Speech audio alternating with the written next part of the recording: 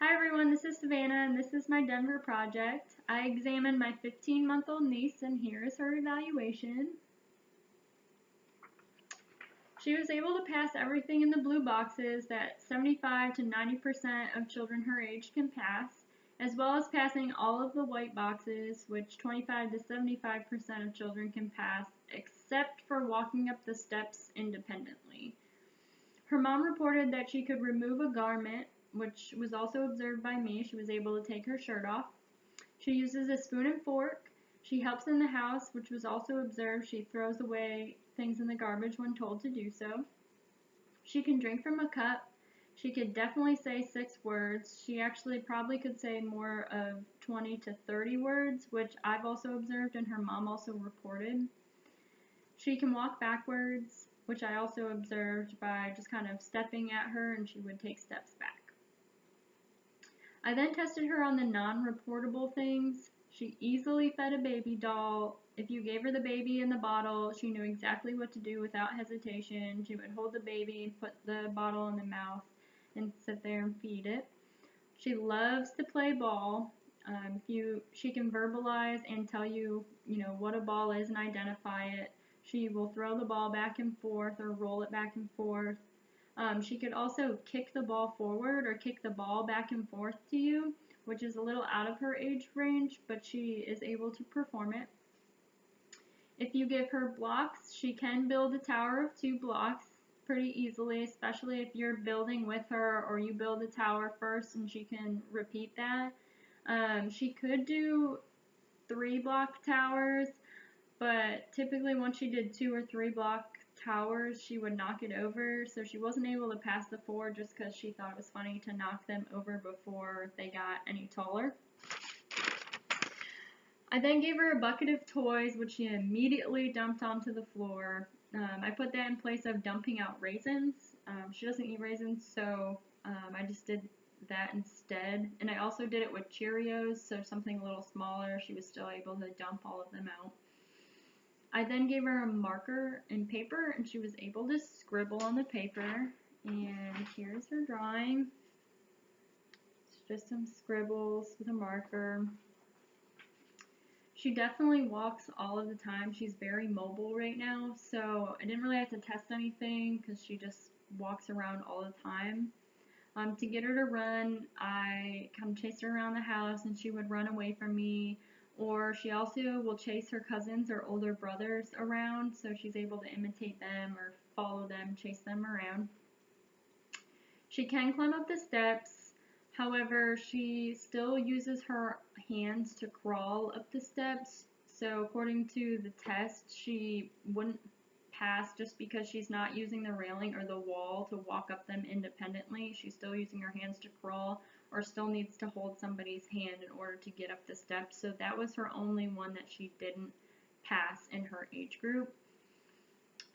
Since she passed most of the tasks in her age group, I tried to test her on a couple that were out of her age group, including pointing to 2 of the objects. So these pictures, you were to ask her to point to the dog, and I asked her to do that, and she initially pointed to the bird and then kind of went over to the dog. So I don't think she quite grasps that concept yet, so she didn't pass that. And I also asked her to identify 8 body parts on a baby doll. And so that consisted of eyes, ears, nose, mouth, hands, feet, tummy, and hair. And she was only really able to point out 4, the eyes, the nose, the mouth, and the ears. But I found that she actually was a lot better at identifying them on her own person than on the doll. But since the project wanted us to do it on a doll, that was considered a fail. So the only one she really passed out of her age group was kicking the ball forward.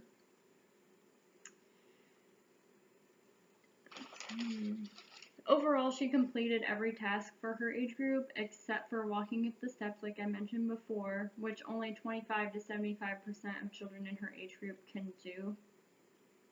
Otherwise, she completed all the tasks in the 75 to 90 percentile, so all the blue boxes of children, and she also completed almost all of the tasks that 25 to 75% of children in her age group can complete. And she even completed the one out of her age group, which was kicking the ball forward. She is definitely on track for her age group. She is performing all the appropriate tasks for a 15-month-old. She's in the toddler stage and is performing at that age, definitely. And with this evaluation, I was able to determine the theories of development that she fell under. So first, I looked at Erickson's, which was autonomy versus shame and doubt. This is the stage in which the children are gaining increasing control of their bodies and wanting to do things by themselves.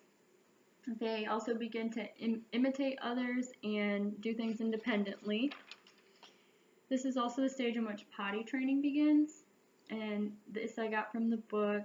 So the citation is Hockenberry, Rogers, and Wilson, 2017, page 46. My niece definitely falls under this theory because she's increasingly becoming more independent and she's very mobile, doing things by herself.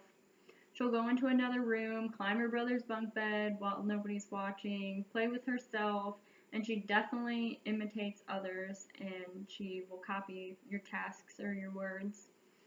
Her mother also allows her to be independent and gives her choices. She's not really shamed for anything that she's doing or doubted. She's able to do things independently unless she needs to be scolded for doing something wrong. But she's not quite at the point of potty training yet or picking out her own clothes, but she's definitely on track to do so in the near future. She falls under Piaget's pre-operational theory. This explains how children interpret objects and events not in terms of general properties, but in terms of the relationships or their use to them. They are unable to see things from any perspective other than their own, and they are also able to determine cause and effect and don't recognize danger. And this citation is Hockenberry, Rogers, and Wilson, 2017, page 45 to 46. My niece falls under this category completely. She will pick up our weights and medicine balls and carry them around or try to throw them. When we take them away from her, she does not really understand the danger of what she's doing, but merely thinks she's just playing with a ball and she is allowed to play with the ball.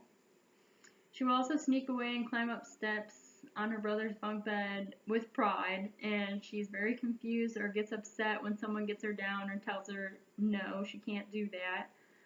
She also knows that when she does certain tasks or actions, she'll get a response, such as when her mom asks her to say a word or do an action, and if she says it or does it, she gets a positive reaction. Everyone claps or says yay, and she'll keep repeating that action because she knows she'll get a positive reaction out of it. And one time she, would raise her hands like this, and we would all copy her. So then she got into the habit of she would raise her hands, and she knew everybody else was going to raise her hand, so she thought that was hilarious, and she kept doing it over and over again. Lastly, she falls into Kohlberg's theory of obedience versus punishment. This is the stage that children learn that when they do certain things, they will be punished for them. And they begin to determine what is good and bad based off of consequences that go along with it. And they try to avoid punishment and typically obey those who have power to determine and enforce the rules without question. And this is Hockenberry, Rogers, and Wilson, 2017, page 46. My niece has definitely learned that when she does certain things, she will get a certain reaction or punishment. And once she tried to bite her mom and was quickly scolded and yelled at, and then she immediately put her head down and was very sad. Her whole demeanor had changed, and from that day on she had not repeated that action because she knows she will be punished if she tries to bite somebody. She also knows when she does a positive thing, she'll get a positive reaction, such as when her mom tells her to throw something away in the garbage can and she does so, she gets a positive reaction out of it. She gets a yay or clapping or a good job. So she likes to do those type of tasks over and over again because she likes the positive reinforcement. She also knows she listens, she'll get a reward, which is either the positive reinforcement or she'll get, food or, chocolate or something like that when she does something good.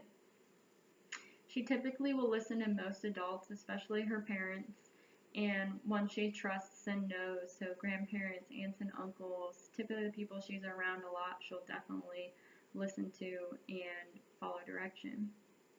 So that's my Denver project on my 15-month-old niece. Thanks y'all for listening.